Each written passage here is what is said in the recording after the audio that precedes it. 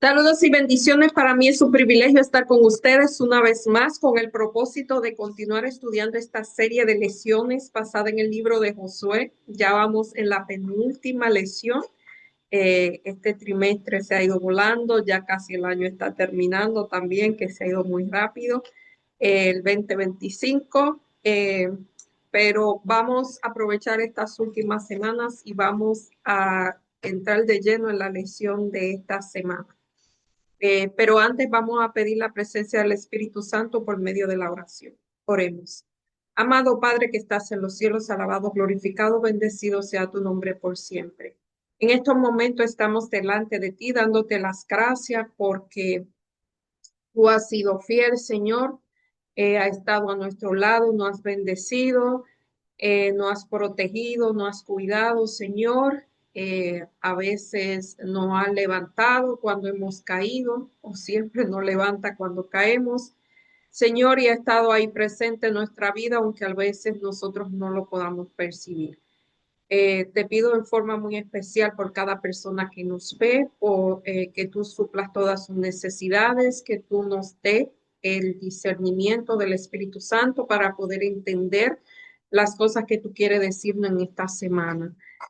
Todo te lo pedimos, no porque haya mérito en nosotros, pidiéndote el perdón de nuestros pecados, en el nombre y por los méritos de Jesús. Amén. La lección de esta semana, Dios es fiel. Dios siempre es fiel, el que fallamos somos nosotros.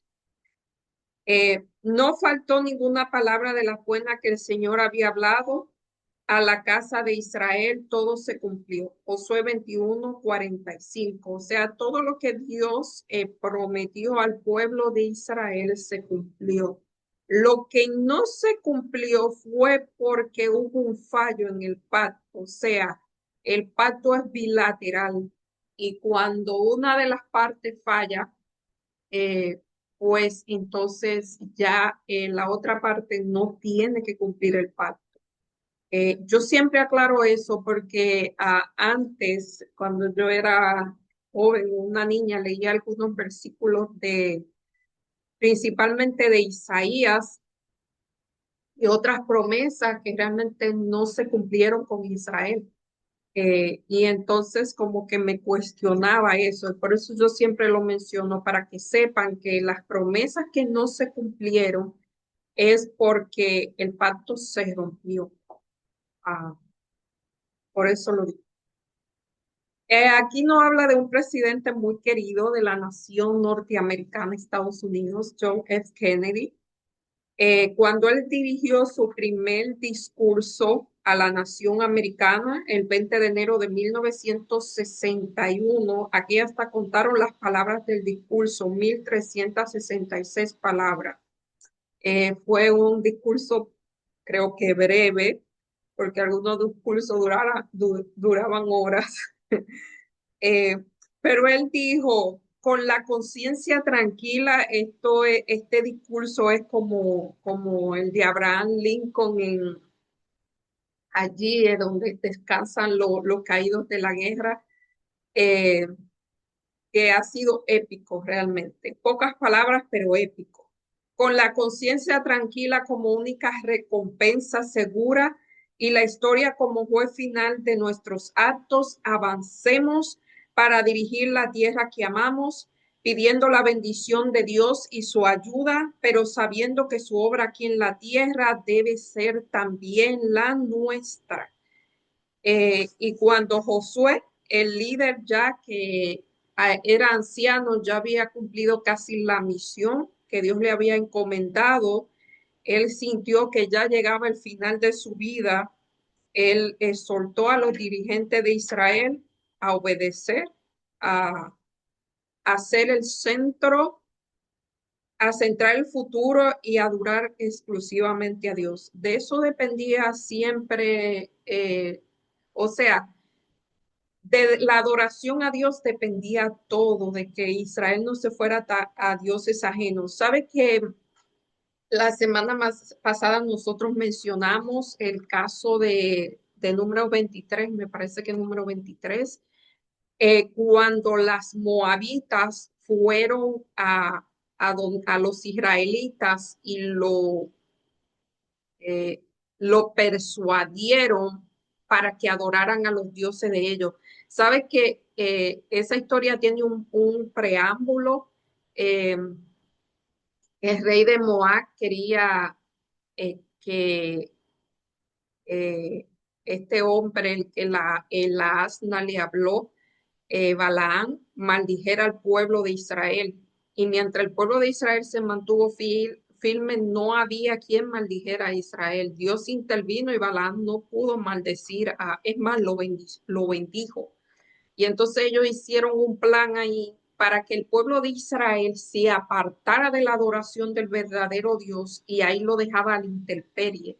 Por eso era tan grave eso. No es simplemente porque ellos cometieron fornicación, sino porque ellos dejaron a Dios. Sí, porque nosotros solamente vemos ese pecado como y realmente la idolatría te aparta de Dios. No es que un pecado sea peor que el otro, pero hay uno que te aparta de Dios y no permite que tú te arrepientas, como el orgullo, que no permite que la persona reconozca su falta y si tú no reconoces que tú has fallado, no puedes arrepentirte y no puedes obtener el perdón. Ese es realmente el peligro. No es realmente el pecado en sí. Nosotros por naturaleza somos pecadores. Nosotros no pecamos. eh, no somos pecadores porque hacemos actos pecaminosos, nosotros somos pecadores por naturaleza. Es como un árbol de naranja. El árbol de naranja eh, no se convierte en árbol de naranja cuando tiene las naranjas, sino que él produce naranja porque es un árbol de naranja. Nosotros pecamos porque somos pecadores. No sé si me doy a entender. Eso es lo que sucede, que hay pecados que realmente nos apartan de Dios porque no nos dejan ver nuestra naturaleza. Eh, Eso es lo que sucede y más o menos de eso es que vamos a hablar en esta lección, de la idolatría y otros temas más. Idolatría es quitar el foco de Dios y ponerlo en algo más. Y como siempre digo, en nuestro tiempo quizás, bueno, hay algunos lugares que todavía son imágenes, pero ahora nosotros tenemos otra clase de ídolos. Ídolos puede ser cualquier cosa que usted ponga en lugar de Dios. Todo se cumplió, es la parte del domingo. ¿Qué concepto, qué imagen conceptual presenta Josué 21, 43 al 45 acerca de Dios? ¿Cómo se aplican esta palabra no solo a la tierra que fue prometida al pueblo de Dios en el pasado, sino también a la realidad de nuestra salvación? Y esto lo encontramos en segunda de Timoteo 2:11 al 13. Segunda de Timoteo 2:11 al 13.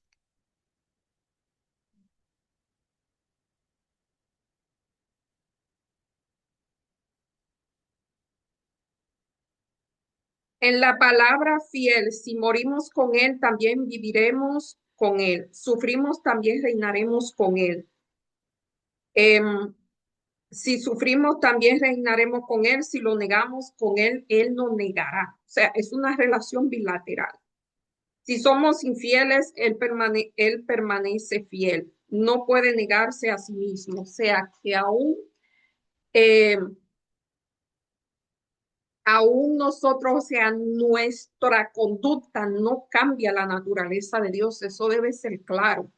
A veces como nosotros como humanos, como tendemos a cambiar nuestra naturaleza en función de la conducta de otra persona, eso tiene un nombre, pero Dios no cambia su conducta. Nosotros tampoco deberíamos cambiar nuestra forma de ser por por la conducta de otra persona. Dios no cambia su conducta porque nosotros no lo obedezcamos o nos portemos mal o lo que sea. Él sigue siendo igual. Él sigue siendo amor, como es su naturaleza. Estos, estos versículos constituyen el clímax, o sea, el momento, la cumbre, el pico, o sea, eh, el momento más importante Y su resumen teológico, además de destacar uno de los temas principales, la fidelidad de Dios a su pacto, que cumple sus promesas y sus juramentos. Y esto es lo que resume todo el contenido del libro hasta el momento. Dios siempre cumplió su promesa. Hubieron situaciones, pero fue porque el pueblo falló en su relación con Dios. Esta breve sección también resume todo el contenido del libro hasta el momento, mientras que Josué se refiere a la victoria sobre los enemigos y el control obtenido sobre la tierra. Toda esta retrospectiva es contemplada a través del prisma de la fidelidad de Dios. O sea, un prisma es como un cristal que tiene muchos colores y cuando uno mira a través de eso ve las cosas diferentes. O sea, cuando uno ve algo a través de la fidelidad de Dios, lo va a ver diferente. Si lo ve a través de la ira de Dios, lo va a ver diferente. Y así, etcétera, etcétera. Él le dijo, toda la tierra entregó en las manos de los israelitas. O sea, él entregó en manos de los israelitas toda la tierra y entregó todos los enemigos. El uso repetido de la palabra col todo 6 veces cuando hay énfasis en porque algo es importante, enfatiza cada vez más la verdad de o sea, la tierra era un don de Dios para Israel, era un regalo, pero ellos tenían que hacer una parte. Eh, ellos tenían que hacer una parte humana, pero sin olvidar que en la victoria no se debía a ellos, sino se debía a que Dios estaba con ellos y se debía a su obediencia a Dios.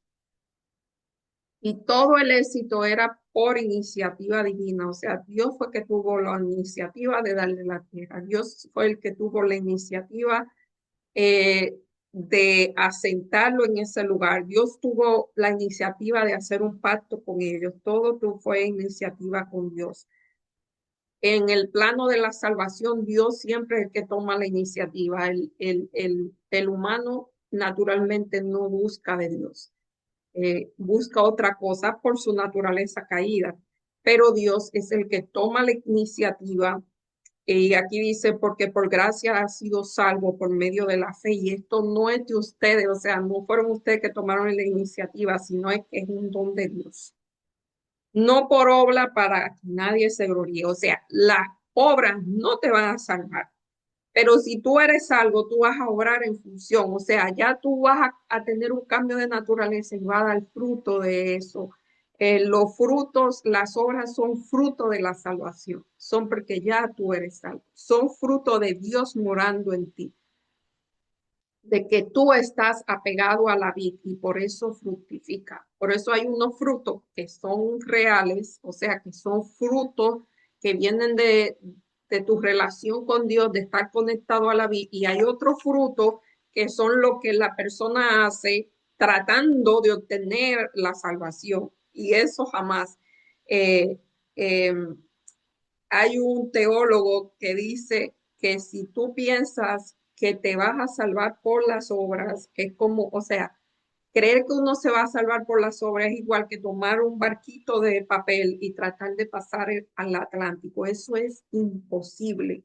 Pero eso no quiere decir que las obras no sean importantes, simplemente que no te salvan y que es mejor que no la haga por ti, porque cuando una persona obra, va a pensar que hizo algo bueno y se va a sentir merecedor, se va a sentir que merecía la salvación, se va a sentir que no necesita de Dios porque ellos pueden hacerlo por sí mismos, así que no necesita. Muchas veces el ego se levanta, siente orgullo o siente resentimiento porque no tiene lo que quería, cosas así. Esas son las obras falsas.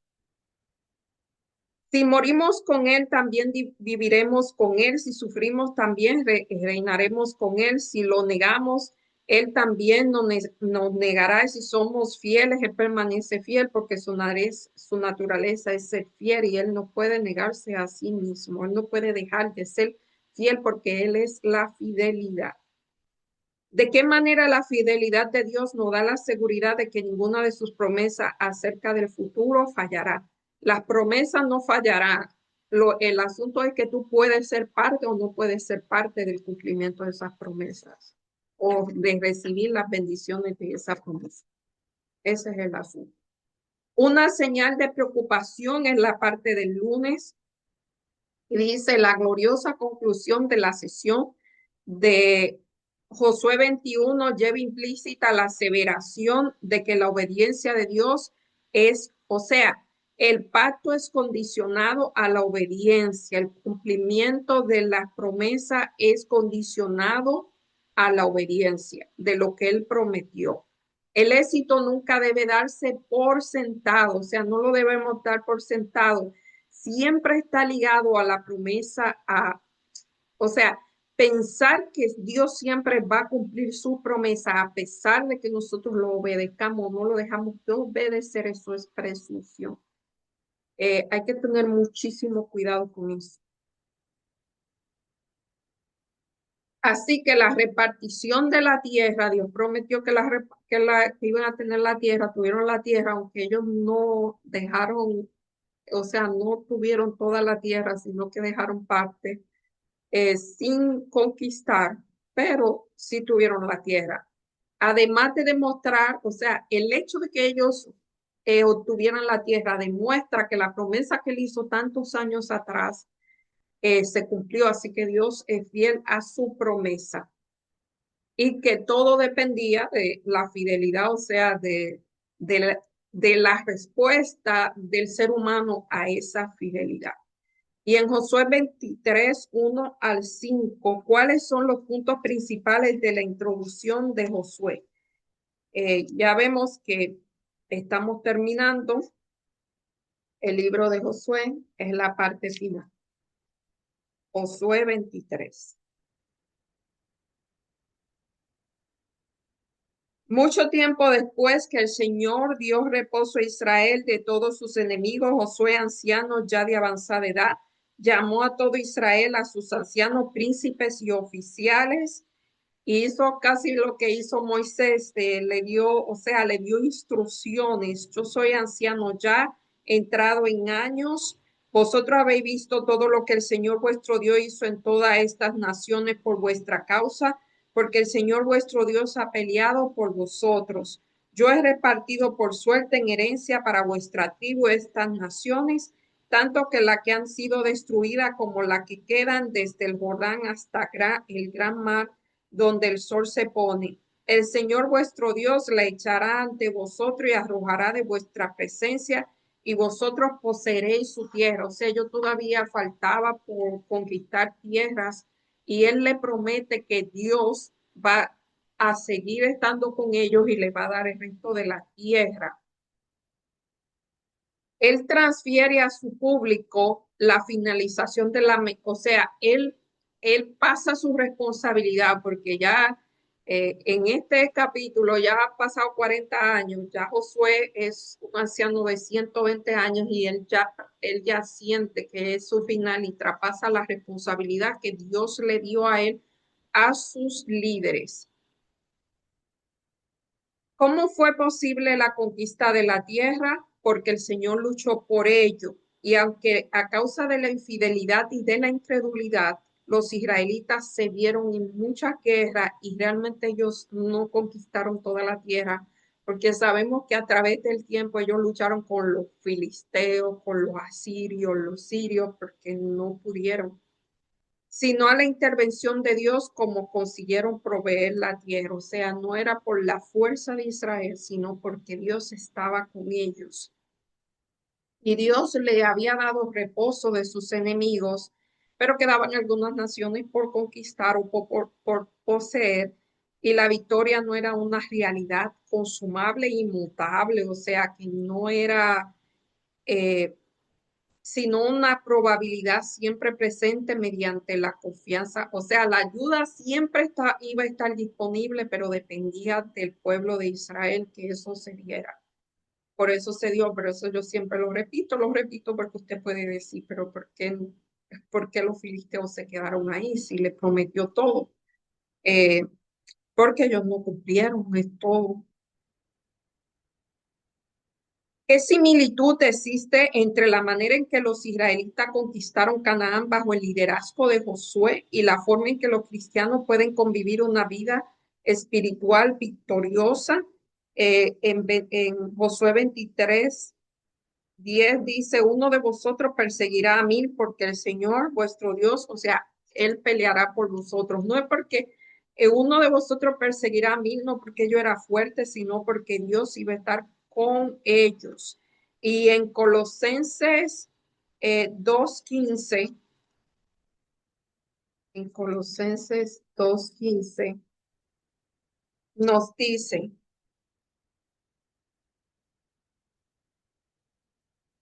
y despojó a los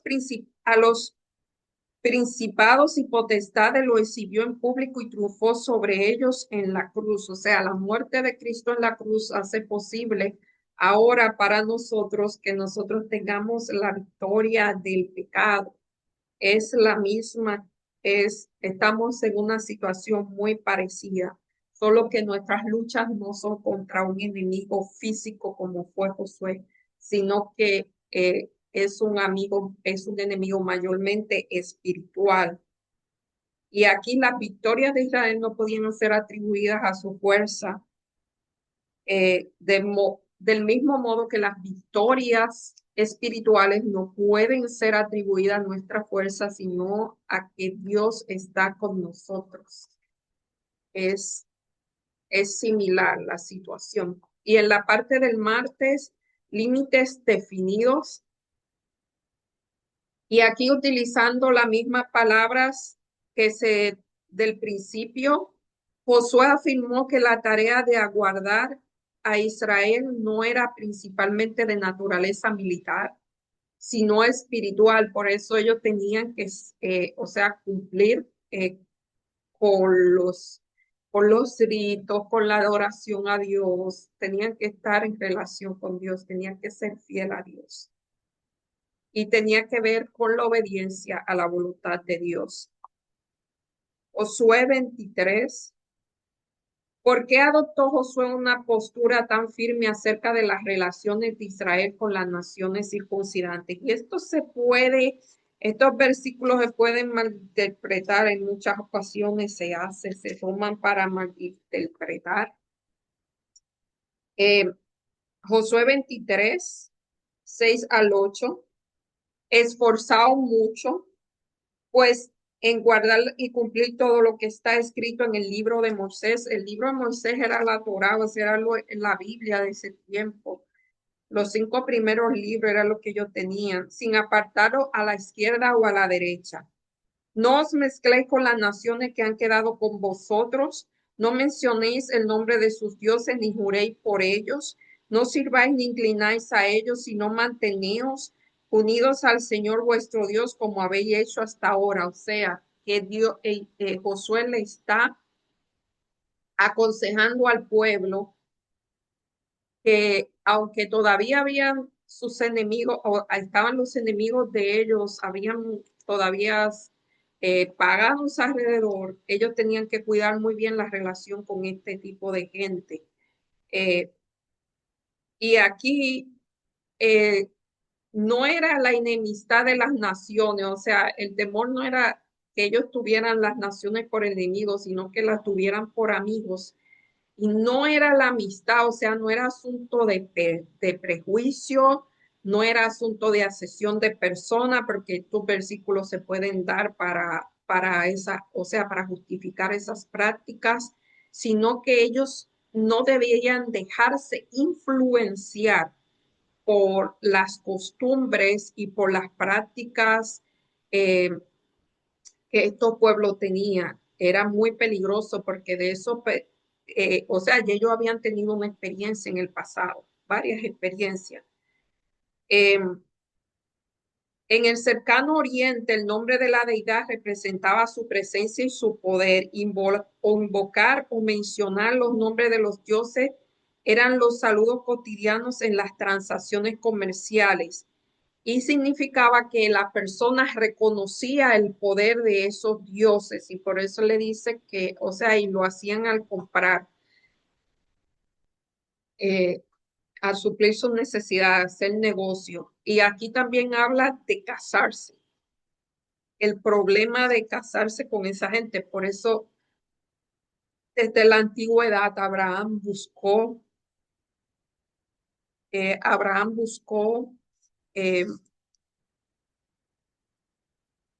una esposa para Isaac que no fuera de los alrededores cananeas, lo buscó de su casa. Y en Esdras, el capítulo 10, solamente le voy a decir el capítulo, busquen lo que pasó ahí. Ahí hubo una situación en la que Dios pues tuvo que solucionar un asunto que había ahí porque ellos no cumplieron esta práctica y Dios pues mandó a Esdras que hiciera algo ahí un poquito drástico.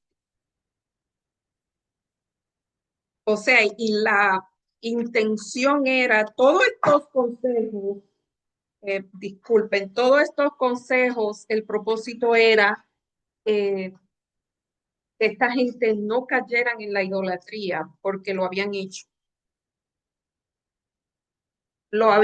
anteriormente. Así que todos esos consejos son para eso. No es haciendo asesión de persona como después se interpretó cuando Cristo vino. Todavía estaban esas prácticas que esta gente se volvieron como eh, estos consejos lo tomaron de la manera prejuiciosa y entonces recuerden cuando vino la cananea a pedir que le curara a la hija, a su hija enferma, los discípulos pues tenían esas creencias y lo que hicieron fue que le dijeron como que ella no merecía que Jesús hiciera eso. Eh, y ellos no entraban en la misma casa de los paganos, tenían prohibido eso. O sea que llevaron esos consejos los llevaron a un camino que no era, porque el asunto no era para promover ni la pureza racial, ni étnica, ni el prejuicio. O sea, si esta gente se arrepentían, ellos debían ser aceptados en el pueblo de Dios.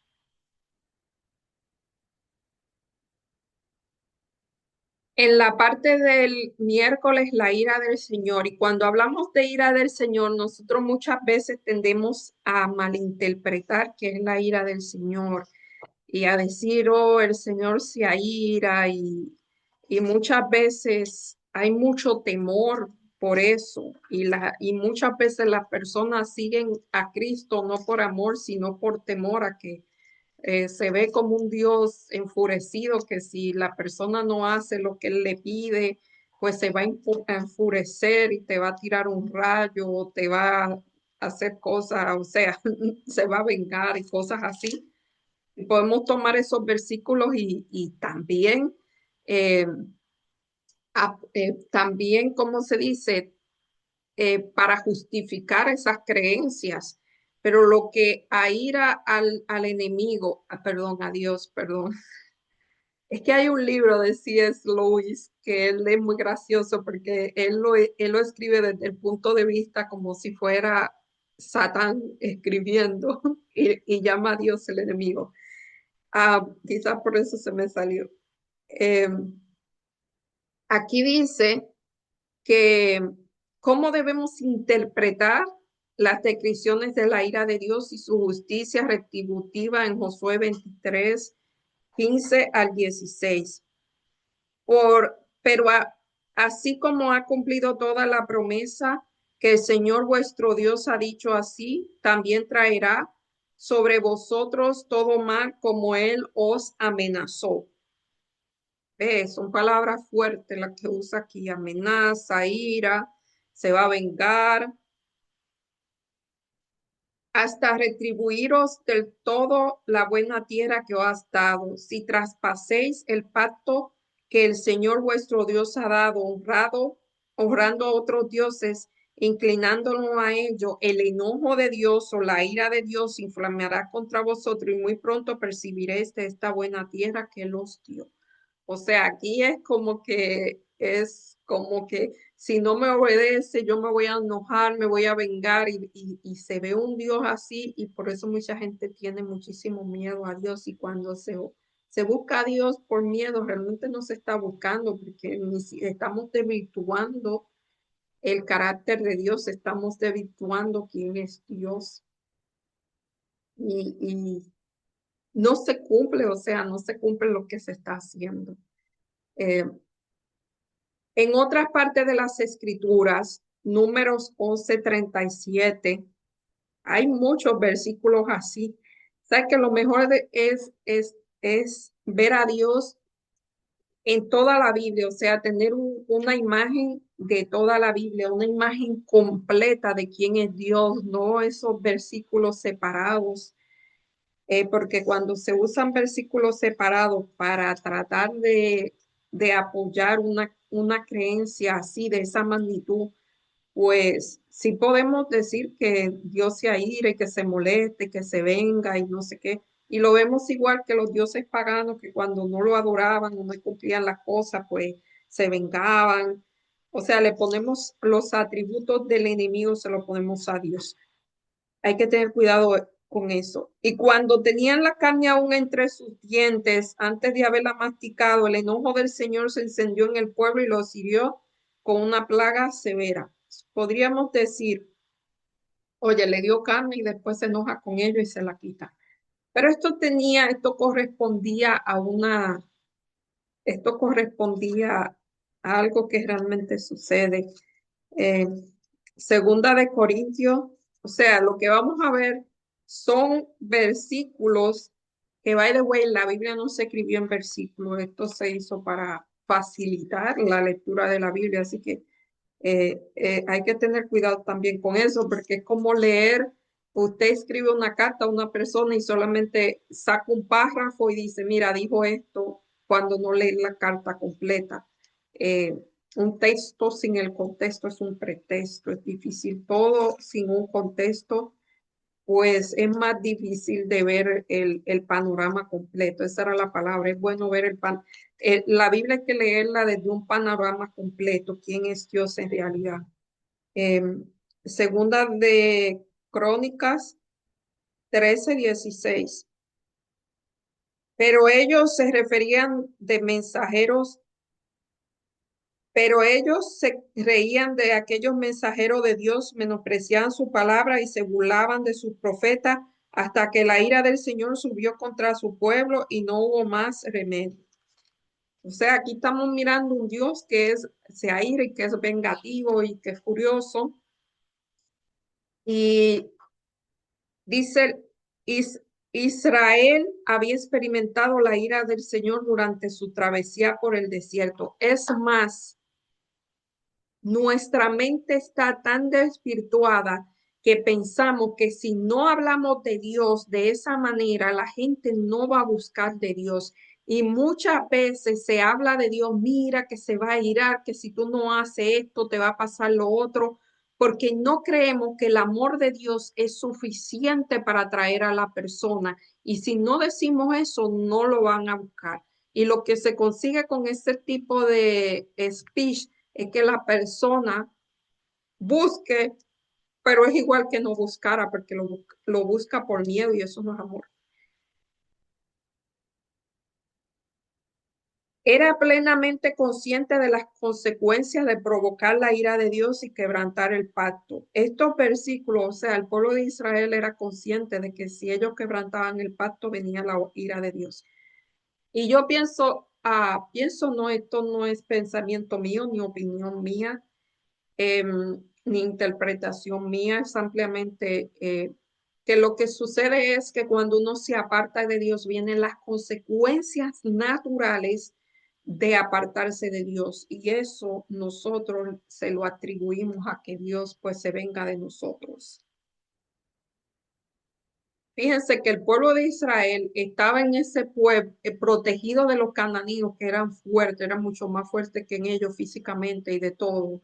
Y se podían mantener con él porque Dios le daba la protección. Si ellos desobedecían, pues la protección de Dios se podía apartar y lo que tenía que suceder naturalmente sucedía. Dice aquí, estos versículos representan el clímax de la severidad de la retórica de Josué. Resulta chocante que el Señor destruiría a Israel, ya que el mismo término había utilizado anteriormente en las aniquilaciones cananeos. Sí, realmente suena chocante. eh, Suena chocante, suena como un dios de esos paganos que se molestaba y hacía rabieta y destruía lo que no hacían lo que ellos querían y aquí había que estarle aplacando la ira, había que tenerlo contento porque si no explotaba y hacía otra. Pero aquí dice que independientemente de lo que se interpreta, la ira de Dios realmente es la ira de Dios hacia el pecado, porque Dios es un Dios santo y no puede habitar entre el pecado, o sea, es diferente, tenemos que separar a la persona del pecado. Aunque somos pecadores, debemos ver que Dios no nos ve así, de esa manera, Dios nos ve como hijos y realmente el pecado es algo que nos cubre y Dios hace una distinción entre la persona y el pecado. A eso es que Él le tiene ira, al pecado, porque sabe que nos puede dañar. Por eso Él no quiere mantener fuera, quiere que obedezcamos, porque Él sabe que la desobediencia nos daña. Eso es, o la ira es como un acto de amor. Él declara la guerra al pecado independientemente de donde éste se encuentre. Es la guerra contra el pecado. Y Israel no fue santificado ni adquirió méritos especiales por participar en una guerra santa, como se cree por ahí, que si uno participa en una guerra santa, pues tiene unos méritos que hasta lo llevan al cielo. Y por eso usted ve gente ahí que pelea en guerras santas y contra los infieles y todas las cosas porque tienen esa creencia. Y se puede confundir esto. Israel debía decidir si haría la gloriosa certeza del pasado el fundamento de afrontar el futuro. A primera vista, o sea, si lo leemos así sin un contexto, sí se puede decir que Dios se aira y que es incompatible con el amor, pero es igual que la justicia. El ira tiene también, es como la justicia. Dios se aira contra el pecado porque nos ama y sabe que el pecado no hace daño. Eso es todo. Ese es. Porque él también, cuando Moisés lo vio, dice Jehová, Jehová grande misericordia y bondad. Y la Biblia, como un todo, si lo vemos el panorama completo, menciona que Dios es amoroso, es paciente, anegado, dispuesto a perdonar. Éxodo 34:6, Miqueas 7:18. Y sin embargo, en el contexto del pecado, él se aira. Es una emoción vengativa e implacable. O sea, uno como ser humano a veces se enoja cuando ve cosas que no están bien, cuando ven cosas que son injustas y eso está bien. No es, o sea, tomar cosas que son injustas y que son dañinas y tomarlas pasivamente es ser partícipe de esas cosas. Así que desde ese punto de vista, pues el que Dios se aire no quiere decir que que no sea un Dios de amor. Lo que pasa es que si vemos la ira desde el punto de vista humano, que uno se aira no porque algo le esté haciendo daño a la otra persona, sino porque muchas veces el ego, muchas veces el orgullo que hace que no aire, pues una ira diferente. Y que hemos sido reconciliados con Dios mediante su muerte. ¿Quién crea en él que no tenga ser frente a Dios, a la ira de Dios? El concepto de la ira de Dios lo presenta como juez justo del universo que defiende la causa de la justicia. Y ahí lo vemos diferente. No es la ira que usted se aira o se enoja porque una persona no quiso lo que hizo lo que usted quería que hiciera. O sea, esta persona que le gusta controlar las situaciones y si las cosas no le salen como ellos quieren, si los demás no hacen lo que ellos quieren, pues o sea, no cumplen su capricho eh, porque entonces eso pasa. Esa es otra ira. Eso es una ira que viene del yo, del ego, del orgullo. Aférrate a Dios. Es la parte del jueves. La única forma de evitar la tentación de la idolatría y la ira de Dios no era recordando constantemente el pacto estimulado, o sea, no era algo simplemente intelectual, mental, aprenderse la ley y recordarla. Recuerden que los israelitas en la antigüedad, en los tiempos de Jesús, se sabían la ley, la recordaban, aprendían todo, pero vino Jesús y ¡pum! Hicieron lo que quisieron con él, o sea, no tenían una ley, no habían practicado lo que dice la ley, no practicaban lo que dice la ley, no practicaban la misericordia, no practicaban la compasión, no practicaban la lealtad, no practicaban la fidelidad, todo era intelectual, de manera intelectual. Todo era, se dice, una botella. Cuando una persona memoriza mucho la cosa y tiene una botella y no sabe cómo aplicarla a su propia vida, no sabe cómo practicarla. Sabe la teoría, pero no sabe la práctica.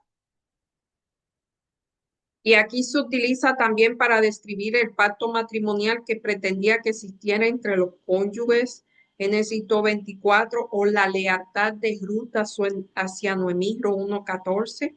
Es importante señalar que según la evaluación de Josué, tal fidelidad había caracterizado a Israel como nación hasta el día de hoy. Lamentablemente, la misma afirmación no sería aplicada a periodos posteriores porque el pacto se rompió y tristemente, como lo demuestra el libro de Jueces 2:7, 11:3, casi toda la Biblia muestra esa parte cuando el pacto no fue bilateral, sino unilateral y así no funcionaba. Y aquí dice que el amor no debe forzarse porque entonces dejaría ser amor. Dice C.S. Lewis o C.S. Lewis, como usted lo quiera pronunciar, que el libre albedrío es el que hace posible que el mal fue lo que hizo posible que el mal apareciera, pero es la única cosa que hace posible el amor, así que es puede sonar confuso. Eh, Josué 23:11 y Deuteronomio 6:5, Josué 23:11 dice, por tanto, por tanto, cuida mucho de amar al Señor vuestro Dios. O sea, el secreto era amar, era una recomendación. No podía ser,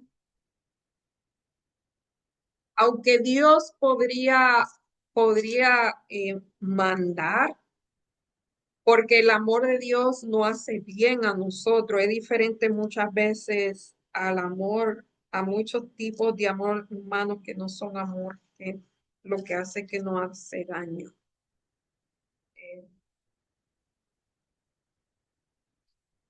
Pero él no, aunque nosotros lo interpretamos así en algunos textos, miren, si Dios quisiera mandarnos al amor, si el amor pudiera ser así, Dios no hubiese puesto algún chip que, o sea, que no nos permitiera desobedecerlo o no nos permitiera apartarnos de él o no hiciera, o sea, por programación mental siempre, o sea, siempre amarlo, pero seríamos robots. Si fuera así, no fuéramos. Deuteronomio 6:5. Amarás al Señor tu Dios con todo tu corazón, con toda tu alma, con todo tu ser. O sea, somos seres dimensionales con todas nuestras dimensiones, no solamente con una, con todo, amor integral. Es posible pedir, Dios lo pide, pero Dios lo que hace es que atrae, con amor eterno te ha traído. O sea, para disfrutar constantemente del pacto. El pueblo de Israel debía permanecer fiel, aunque hay algunas cosas que siempre la vamos a tener, pero aquí dice que la palabra Ahava, amor, puede referirse a una amplia gama de afectos humanos como la amistad, la intimidad sexual, la ternura maternal, el amor romántico y la lealtad a Dios. Si entendemos el amor a Dios como un compromiso consciente y como una devoción a Él, es posible exigirlo sin violar sus verdades esenciales. Dios siempre quiso que obedeciéramos sus mandamientos porque es bueno, o sea, si lo obedecemos es bueno para nosotros. Y dice que él quiere una relación personal y espontánea con ellos, basada en lo que él hizo por su pueblo, cómo demostrar su gran misericordia y amor. El mandamiento de amar a Dios también expresa la naturaleza mutua, pero no simétrica del amor divino. Dios desea entrar en una relación íntima y personal con cada persona que le corresponda. Por eso dice corresponde. Yo estoy a la puerta y llamo. Si alguno oye la voz y abre la puerta, yo entraré, cenaré con él y él conmigo. O sea, eso lo hace Dios. No vaya por ahí a tocar una puerta y que le abren y entra, que puede ser peligroso. A veces no podemos aplicar todo a la vida normal, pero Dios abre, o sea, él llama y si abre, él no, y también nos atrae, con lazo de amor te atrae. Si nosotros respondemos a esa atracción, pues será una relación con Dios. No simplemente memorizar, no una cosa de memorizar, sino una relación. Dios es un Dios relacional. En la parte ya del viernes, para terminar, creía que iba a hacer esto más rápido, me he pasado. Satanás engaña mucho con plausibles teorías de que el amor de Dios por sus hijos es tan grande que excusará el pecado de ellos. Asevera que si bien las amenazas de la palabra de Dios están para servir a ciertos propósitos en su gobierno moral, nunca la cumplirá literalmente. Pero en todos sus tratos por los seres que él creó, Dios ha mantenido los principios de justicia mediante la revelación del pecado y su verdadero carácter. Demostró que sus verdaderas consecuencias son la miseria y la muerte. Nunca existió el perdón incondicional del pecado ni existirá jamás. Un perdón de esta naturaleza sería el abandono de los principios de justicia que constituyen los fundamentos mismos del gobierno de Dios. Llenaría de consternación al universo inmaculado. Dios ha indicado fielmente los resultados del pecado y si estas advertencias no fueran la verdad, ¿cómo podríamos estar seguros de que la promesa se cumplirá? O sea, si Dios miente en una cosa, ¿cómo va a decir la verdad en otra? Que la interpretemos nosotros, que nosotros tengamos diferentes interpretaciones y diferentes percepciones de las cosas. Y créanme, las tenemos, por eso hay tantas religiones, y no solamente hubiese una. Pero las personas interpretan y las cosas de diferentes maneras. Eso está ampliamente comprobado. La llamada y el conocimiento es progresivo. A veces uno dura años creyendo algo y llega un momento que la mente se abre. El Espíritu Santo desbloquea, abre nuestros ojos espirituales porque créanme, la palabra de Dios no se entiende con técnicas, o sea, uno puede aprenderla, pero comprenderla, entendimiento, el discernimiento es un don. Es la manera como discernimos lo que nosotros aprendemos, es un don del Espíritu Santo. Por eso yo siempre digo, ábrenos la mente y nuestro entendimiento, porque no es aprender intelectualmente eso, no es tener técnica para aprender que las tenemos y las usamos, es el discernimiento que Dios nos da para abrir nuestros ojos espirituales, nuestros oídos y nuestros sentidos espirituales que están, como se dice, están entenebrecidos por las cosas de este mundo. Ya eso es trabajo del Espíritu Santo. Así que hay que orar por el don del discernimiento, así se llama. Llenará de consternación al universo inmaculado. Dios ha indicado fielmente los resultados del pecado y si estas advertencias no fueran la verdad, ¿cómo podríamos estar seguros que las promesas se cumplirán? Eso creo que lo leí. No es benevolencia, sino debilidad. Dios es quien da la vida. Del el principio todas sus leyes fueron ordenadas para favorecer la vida. Pero el pecado destruyó sorpresivamente el orden que Dios ha establecido y como consecuencia vino la discordia. Mientras existía el pecado, los sufrimientos y la muerte serán inevitables. Únicamente porque el Redentor llevó nuestro lugar la maldición del pecado, puede el hombre esperar escapar de la propia persona y a sus funestos resultados. Esto es Patriarca y Profetas, la página 501. O sea, Dios no perdona del pecado, Él siempre está dispuesto a perdonar. Él conoce nuestra habilidad, Él reconoce que nuestra tendencia es al pecado, Él reconoce que somos carne, que somos pecadores, pero en Cristo Él nos da la oportunidad de vencer aquellas cosas que nos hacen mal y que provocan la ira de Dios, el pecado que provoca la ira de Dios. No somos nosotros como seres humanos, aunque pecadores, Dios nos ve como sus criaturas y nos acepta, nos adopta como sus hijos legítimos. Bueno, yo hasta aquí me despido, esperando que tengan una bendecida semana, invitándole a estudiar. Nosotros vamos semana día por día, pero usted puede estudiarlo de diferentes maneras. Eh, Hay muchas maneras. Usted puede escribir historias. A mí me gusta escribir historias de los personajes, analizarlo, eh, hacer cosas porque ya ellos están muertos y yo no les hago daño con eso y aprendo. Eh, Hay muchas maneras de estudiar que ustedes hagan la cosa, eh, pues, eh, divertida, diría yo. La Biblia puede ser muy divertida. Bueno, oremos. Amado Dios que estás en los cielos, alabado, glorificado, bendecido sea tu nombre, Señor, por siempre. Señor, gracias por tu amor, por tu paciencia, por tu benevolencia y gracias por tu palabra, Señor. Gracias porque tú nos das la fuerza para vencer, Señor. Gracias porque a través de tu gracia, de tu Santo Espíritu, podemos vencer las asechanzas del enemigo, las tentaciones. Gracias, Señor, porque también si nosotros en algún momento de la vida fallamos, tú nos perdonas y nos recibes como hijos tuyos. Señor, ayúdanos siempre a mantener esa relación contigo, Señor, de amor, de compañerismo, de amistad, Señor, pero también reconocemos que tú eres nuestro Dios y que tú eres nuestro dueño, nuestro Padre Celestial. Bendice a cada persona que nos ve. Dale una buena semana, Señor.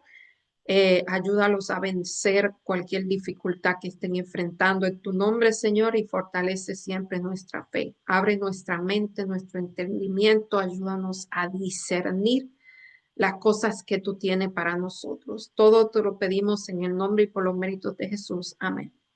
Bye.